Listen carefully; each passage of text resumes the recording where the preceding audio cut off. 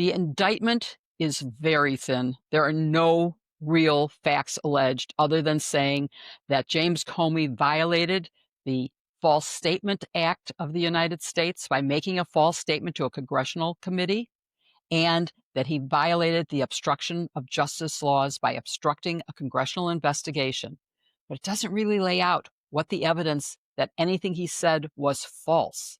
And if you pay attention to the specific question, it's one about, did he authorize another person, obviously meaning McCabe, who was his deputy, to make a statement to the press, to leak information?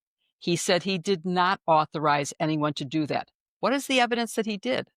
An opposite statement from McCabe? Maybe McCabe is lying and maybe he's the one who should be indicted on the basis of James Comey's statement. There just isn't enough evidence. And I think that in the end, it's going to happen. The grand jury refused to indict on one of the charges presented, did indict on those two. And I wonder what the real jury will do. And the real jury has to have beyond a reasonable doubt. A grand jury does not. So there's a much lower standard. I would say whatever happens, if this case ever goes to trial, it will be dismissed because he will never be able, James Comey, will never be able to get a fair trial because the Department of Justice, the FBI, and the President of the United States have already said he is guilty.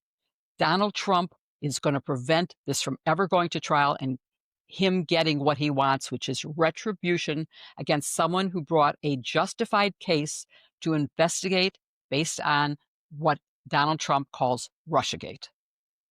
I hope that you will all understand why I'm wearing a Donald Trump morphing into Nixon pin.